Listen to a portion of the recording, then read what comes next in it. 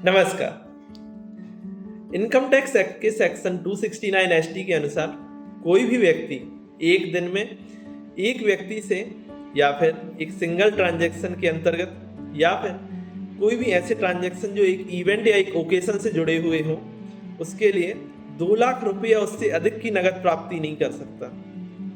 इस नियम का उल्लंघन करने पर अर्थात 2 लाख रुपये या उससे अधिक की नगद प्राप्ति करने पर प्राप्त करने वाले व्यक्ति को 100% तक की पेनल्टी का भुगतान करना पड़ सकता है। चलिए उदाहरण से समझते हैं। पहले केस में मान लीजिए आप किसी व्यक्ति को 2 लाख रुपए से अधिक, मान लीजिए किसी व्यक्ति को जमीन का विक्रय करते हैं और प्रतिफल के रूप में आपको 3 लाख रुपए की नगद राशि प्राप्त होती है।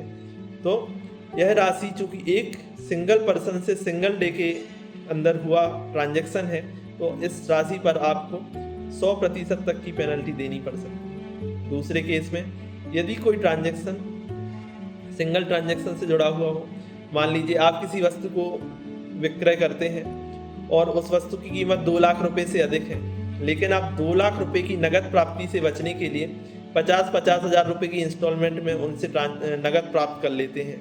तो चूंकि यह ट्रांजैक्शन एक सिंगल बिल से और एक सिंगल ट्रांजैक्शन से जुड़ा हुआ है तो 50,000 रुपये की इंस्टॉलमेंट में नगद प्राप्त करने के बावजूद भी आपको 100% तक की पेनल्टी देनी पड़ सकती है, क्योंकि यह ट्रांजैक्शन एक सिंगल बिल से जुड़ा हुआ है। और अंतिम केस में कोई इवेंट या ओकेशन के केस में मान लीजिए आप कोई इवेंट कराने के लिए कोई गार्डन बुक करते हैं तो गार्डन की सर्विस में आपकी गार्डन साइट की सर्विसेज, टेंट हाउस की सर्विसेज, डेकोरेशन की सर्विसेज भी सम्मिलित होती हैं। अब ऑर्गेनाइजर यदि इस पूरे बिल का भुगतान 4.5 लाख रुपए होता है और वह 2 लाख रुपए से अधिक की नगद प्राप्ति से बचने के लिए इस भुगतान को 1.5 लाख के 3 बिल में बांट देता है, तो भले ही यह भुगतान 1.5 लाख रुपए का हो लेकिन यह भुगतान एक इवेंट और एक ओकेशन से जुड़ा हुआ है तो 4.5 लाख के भुगतान करने पर आपको 100% तक की पेनल्टी देनी पड़ सकती है। तो इसलिए कोई भी रिसीवर या कोई भी प्राप्तकर्ता नगद लेने से पहले यह चेक कर ले कि क्या वह इन कंडीशंस में शामिल तो नहीं हो रहा।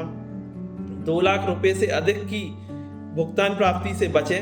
अधिकांश प्राप्ति जो आप करना चाहते हैं वह चेक्स के माध्यम से डीडी, इलेक्ट्रॉनिक मोड या गवर्नमेंट द्वारा बताई गई प्रिस्क्राइब मोड्स में ही करें।